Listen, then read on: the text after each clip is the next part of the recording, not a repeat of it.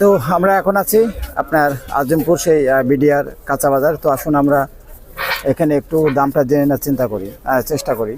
সঙ্গে থাকুন। ভাই ভালো আছেন? আলু কত করে বিক্রি করছেন? 25 টাকা। এটাকে যে নতুন আলু নাকি নর্থ বেঙ্গলের নতুন আলু? তো আমরা তো দেখলাম পাইকারি বাজারে আপনার আলু 60 টাকা।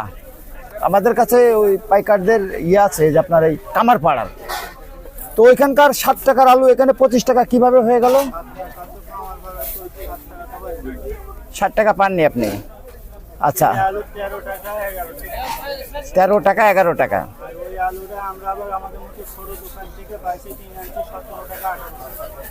17 টাকা 18 টাকা। আচ্ছা, তো আমাদের কাছে স্টেটমেন্ট আছে, পাইকারদের স্টেটমেন্ট, সেখানে পাইকাররা 60 টাকা করে রেট বলছে। তো আপনি যে আলু কেনেন, আপনি কি ওই মেমো করে আলু কেনেন? মেমো করে কেনেন? তো আপনি যে 25 টাকা বিক্রি করছেন যে আলুটা, এটা আসলে কোন আড়তের? এটা কোন আড়তের চালানের মাল? এটা টঙ্গী বাজারের,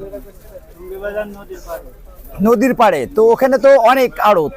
তো আপনি কোন আড়ত থেকে কিনছেন? আড়তের নামটা কি একটু দেখান তো, আমরা একটু টঙ্গী বাজারে আমরা একটু যে দেখি।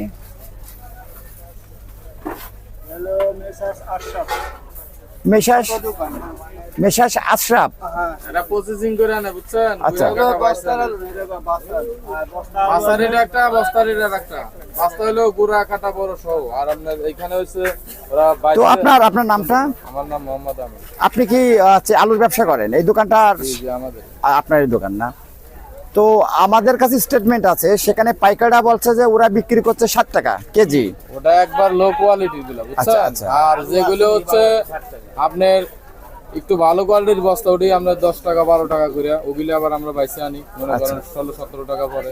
সেটা এখানে নিয়ে এসে 25 টাকা বিক্রি করছেন। কাঁচা মাল তো মনে করেন ঘাটতি আছে, আপনি মনে করেন যে সপ্তাহ এক বিক্রি হয় না, কিছু আপনার রায় গেলে মনে করেন 3-4 কেজি ঘাটতি হয়।